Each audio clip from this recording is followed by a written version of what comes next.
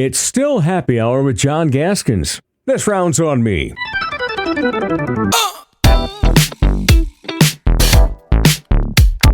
Our guest today is nothing short of a Sioux Falls baseball legend.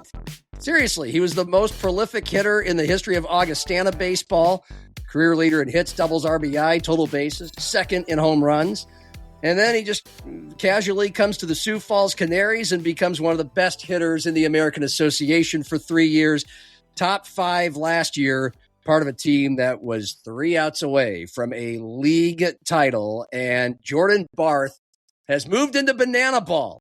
He's on the entertainment side of things, but he continues to rip it up in real time. Banana ball MVP of the inaugural Banana Ball Open.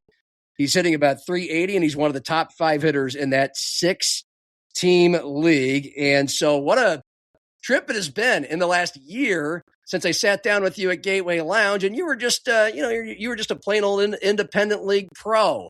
So it's good to see you again.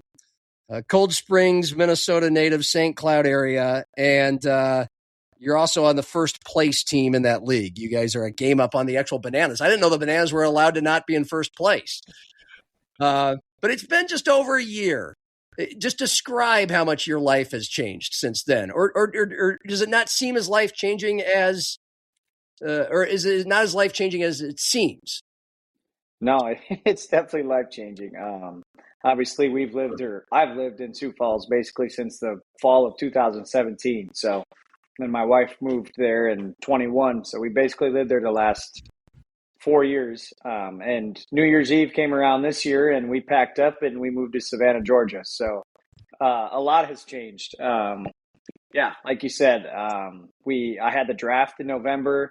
I went to the tryout in September, literally like 3 weeks after the season ended. The director of operations called me for Banana Ball, and he's like, "Hey, you want to come to a tryout and give it a whirl?" And I'm like, "Sure, yeah. I mean, I guess." I called one of my best friends, Garrett Delano, who's plays for the Party Animals and have been a part of Banana Ball for a while now, and he said, "Yeah, you should come do it. Come give it a whirl." And I stayed at his house, and yeah, everything happened so fast, and even moving here happened fast. Like it all happened within 2 months, and it's wild. So now we're here and having a lot of fun. Yeah, I mean, and fun's a big part of it. That's part of what you kind of need to be in Banana Ball, and we'll kind of get into all that in a moment. But if someone wants to go back and listen, you had quite an interesting childhood and life. You were a world racquetball champion at age 16. Was a world champion, correct? Yeah, 4 times. Four times. Yeah. Okay. Let's not just once, 4 times, 4. And you know, a unique and engaging personality that shined through in that hour and any interactions you have with people. So when I heard that you were going Banana Ball, I was like, yeah, that makes sense. That checks. I don't know how good of a dancer he is.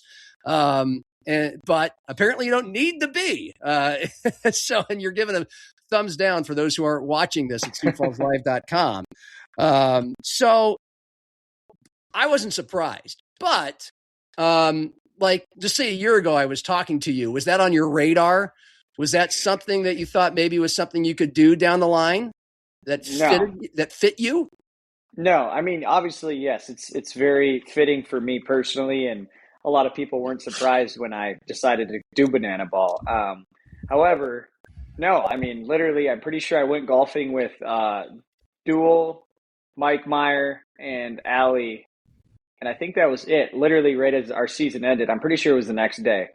And we were literally talking about me coming back next year and how things were going to look and all of that. And so, no, it really wasn't on my radar at all. And kind of a new thing presented itself, and kind of made a decision that was best for my family and me. And yeah, I think it was just kind of a big thing, and it was a kind of a leap I had to take if I wanted to continue to play baseball for a few more years. And obviously we came up a little short with the Canaries, and that's not how I wanted things to end, but I guess here I am now. Yeah. By steps you needed to take to continue your baseball career, let's just go straight to that. Do you mean financially? I mean, how much of a financial difference is this between the Canaries and Banana Ball? Yeah, I think it's definitely more fitting as far as, everything, like all aspects. I think I can do this for the coming years. I don't know how long I could have kept playing indie ball, especially with, having to find a job, Yeah. in the 8 months, and it's hard to keep a job. Like, obviously you play indie ball for 4 or 5 months, and then you have to go find a job for 8 months, and then you're done with that job and you go find a different job, and it's different, and now it's salary here. So yeah. Yeah. And it's a year. Can you do this year round and make a comfortable uh living? yeah, absolutely. And Good. it's not even that, it's just everything. It's, I had a long conversation with my friend Delano, like I said earlier, and it's just, you go to a different city every weekend. I mean, it's you get to travel around the whole United States and probably worldwide in the coming years, and get to see all these new places. Like, we just got back from Maine. I would have never seen Maine in my life if it wasn't for Banana Ball. Like, we've went to these crazy places in my 20 weeks of playing, and it's just, it's crazy. Yeah. Thankful to be a part of it. It is. And by now, I don't think too many of our listeners need a huge tutorial on banana ball. They have at least seen or gotten a glimpse of the concept of it. There's 6 teams in the league, and the Bananas started it all in Savannah just over a decade ago, when the owner, who was broke at the time, basically took out his life savings, Jesse Cole, and just tried to turn this college summer team into a band of entertainers. If you could dance, if you could, if you could do something in front of a crowd and play a little baseball, it worked. And they became league champions. They went viral. They weren't drawing flies. Then they were selling out their little stadium there that's about the same size as the Birdcage. And on we go into an entire league. How would you describe it, though, playing it? How do you describe banana ball, particularly the differences between it and old-fashioned pro baseball that you've been playing? It's so much different. Spring training, my head was going about a million miles an hour, trying to, get up to the plate quick, in and out of innings. Like, we play 9 innings in 2 hours, no matter what. Sometimes even quicker. Like, we played a game in like an hour and 40 minutes this past weekend in Maine.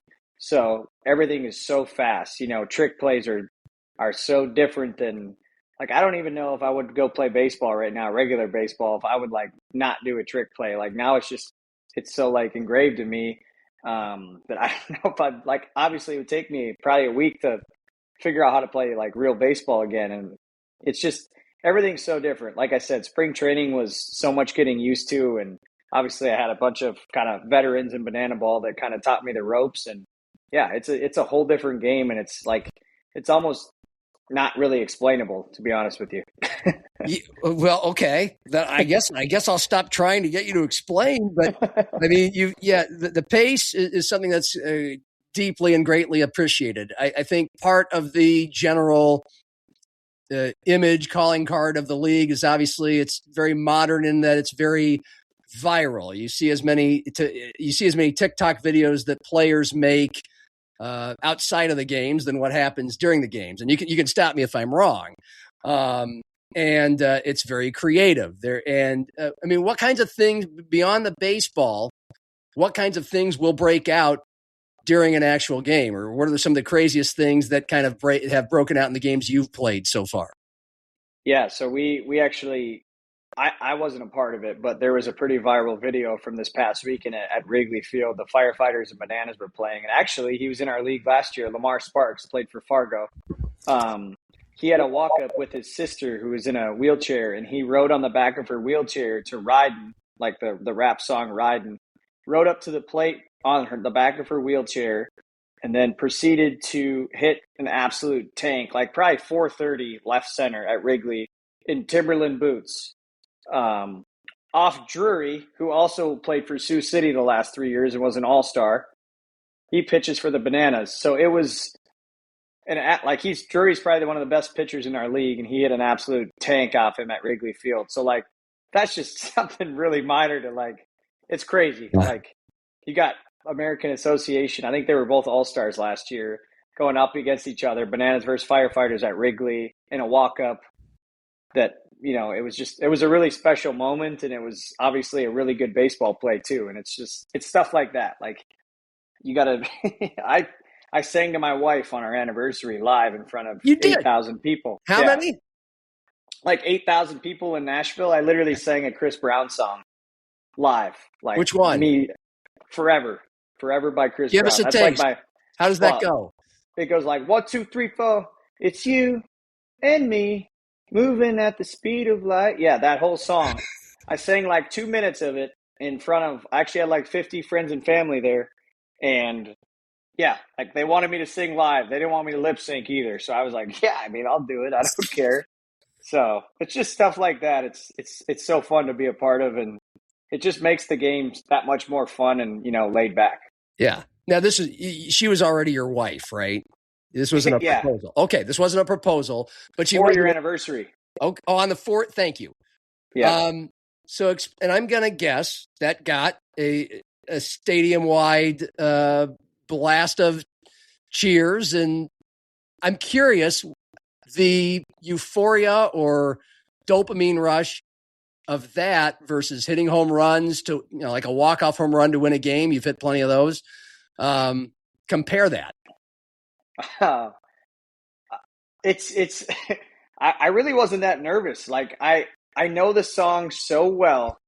Like, that is my go-to karaoke song. I could sing the whole entire song. And then like 3 seconds before the camera was just kind of sitting on me, and then they're like, here we go. And then I like started, I'm like, uh-oh. I like totally forgot the first couple words. But then when I started going, I was like, all right, this is cool. But yeah, it's a whole different feeling of you like going out of your comfort zone and singing like, literally, I'm not a good singer. Like, I sing karaoke to have fun, out with friends, but obviously I'm not a good singer, and whatever. I'm like, yeah, let's do it. And I actually did a run celly earlier in the year. I hit a walk-off home run. Like, it was a walk-off banana ball home run because it was in the 3rd inning. And I had to sing the Kendrick Lamar Super Bowl halftime performance live after hitting a home run. I was so out of breath. We were in El Paso, so the altitude was different. And that one was a little bit worse, but it's just stuff like that. Now, but how does that come about? Does someone just give you a microphone and tell you got to sing that song, or was it planned? Had you rehearsed it?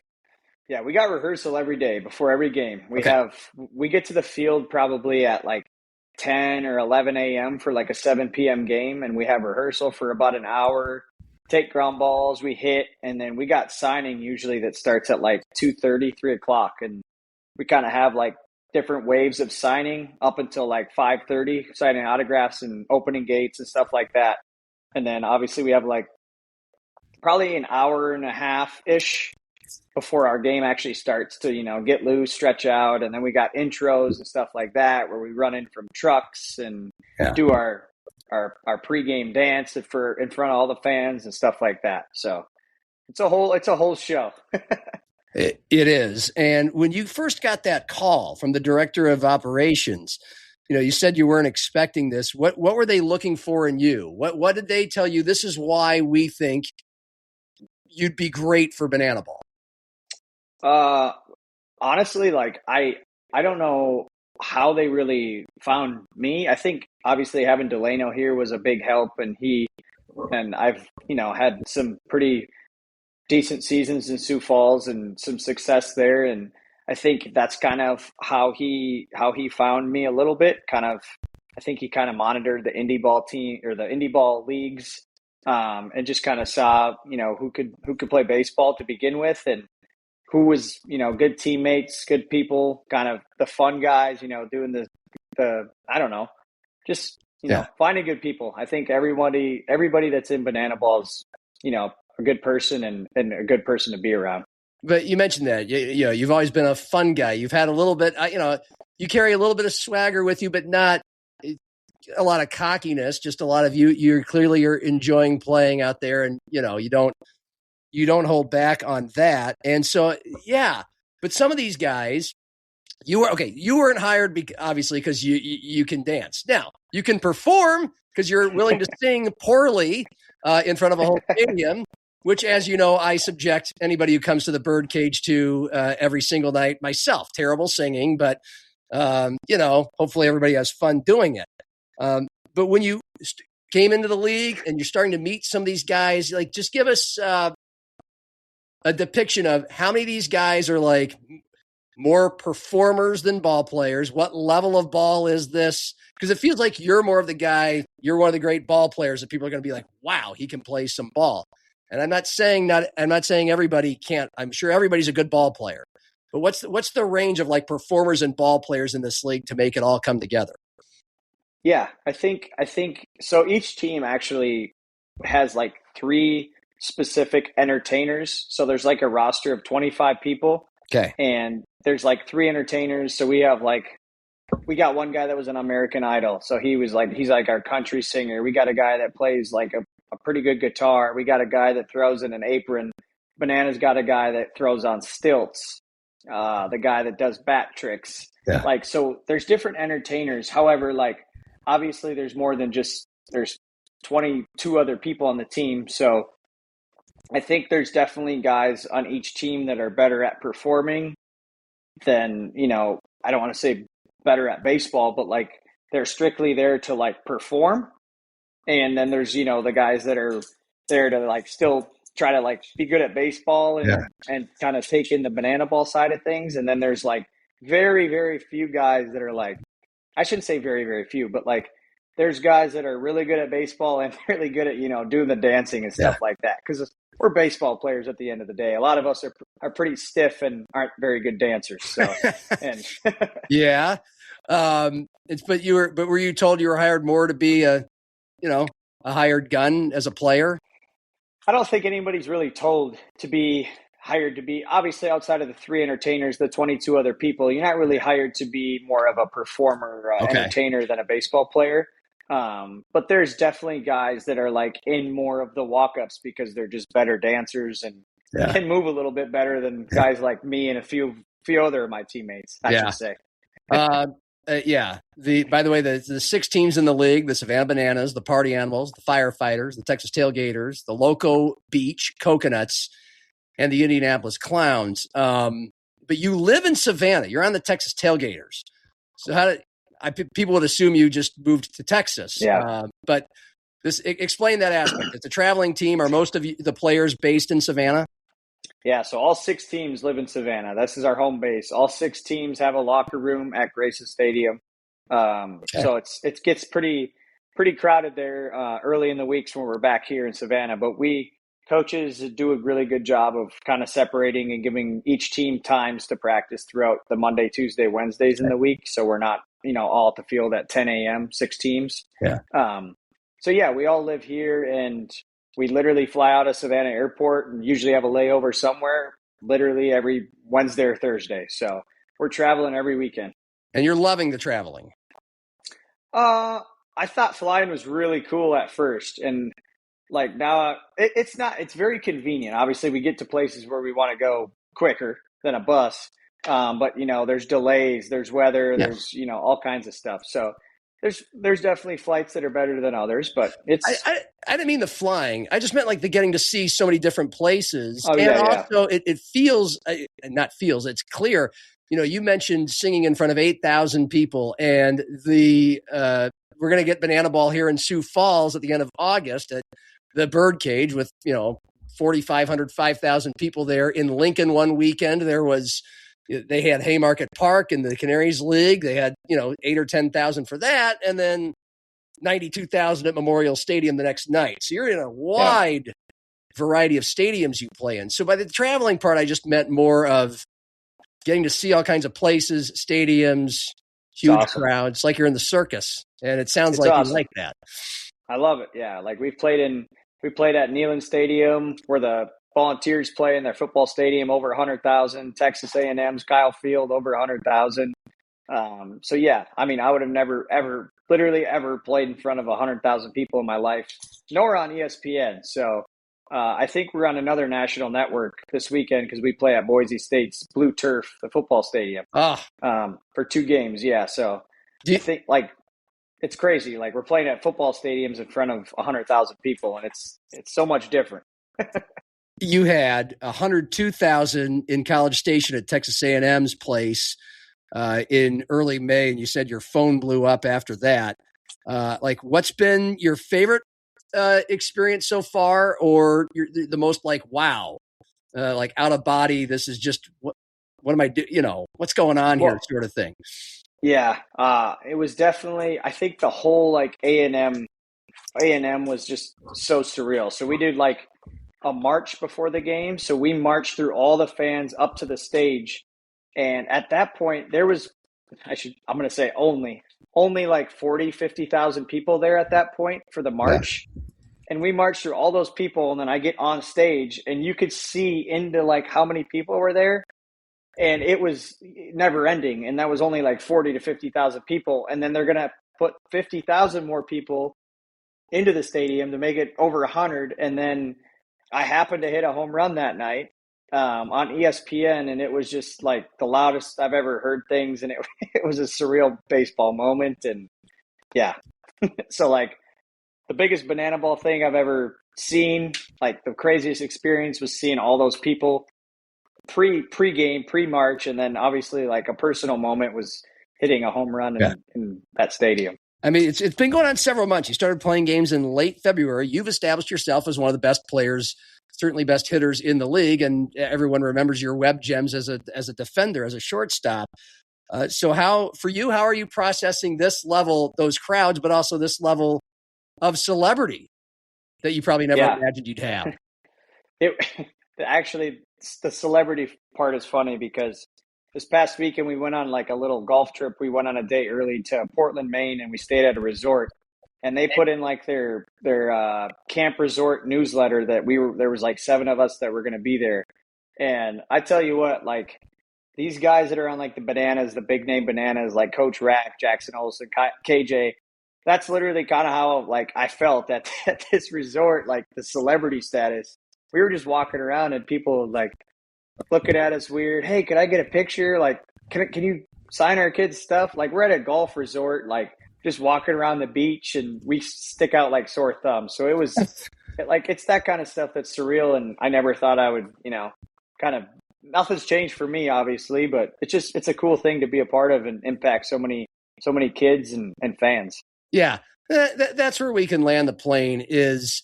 I think over the course of these 22 minutes, it's pretty obvious why it has caught on and it is so popular, and you guys are filling 100,000 plus football stadiums.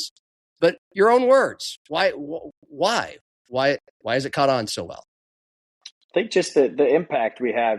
Jesse and Emily, the owners, do such a good job of changing things, not making things too repetitive. And I think the game is it's meant to be fun. And I think baseball has kind of got away from that in the past, several years of, it's known as being the long drug out game that, it's kind of tiring to watch. But like you come to Banana Ball and you're intrigued for 2.5 hours from the pre-show that starts, half hour, 45 minutes to the end of the game. Like our goal is not to have fans leave until the last pitch, and then we have post parties and we get to sign more autographs and there's another concert. And I think it's just so intriguing for fans, and us, the players, are so accessible for fans to talk to. Like you don't get to go to even really an indie ball game and be face to face with players all that often.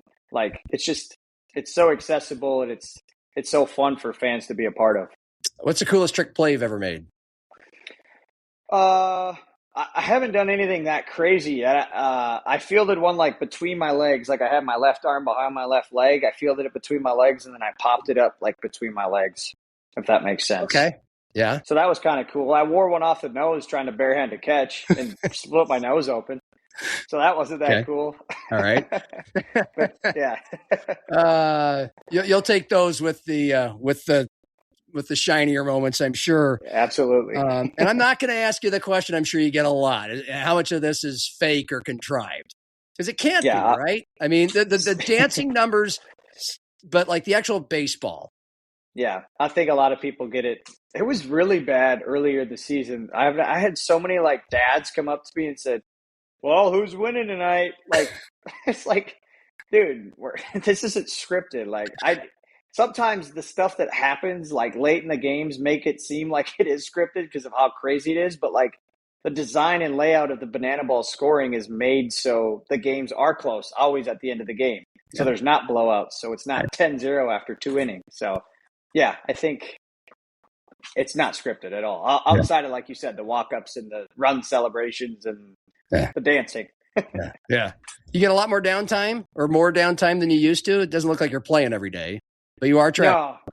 Yeah, we travel, like you said, Wednesday or Thursday, go back Sunday, usually Monday, Tuesday, Wednesdays, kind of laid back, get your work in, optional practices, and some golfing, of course. But yeah. Is your golf game improved now that you get to play more? I would like to think I think so, but I'm so inconsistent still, even though I'm playing so much more. Yeah. What kind of dog have you been joining you in the room? That's Cash. He's my golden retriever. He's our little baby. He's our kid. So he gets very antsy.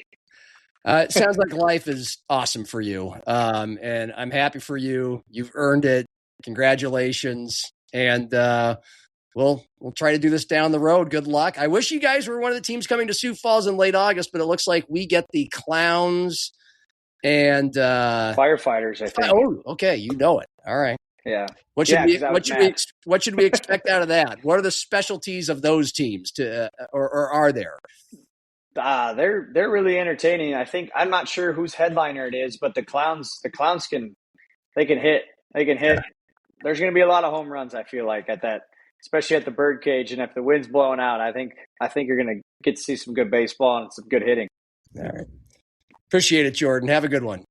Perfect. Thank you very much. Stay right there. Jordan Barth from the Texas Tailgaters of Banana Ball.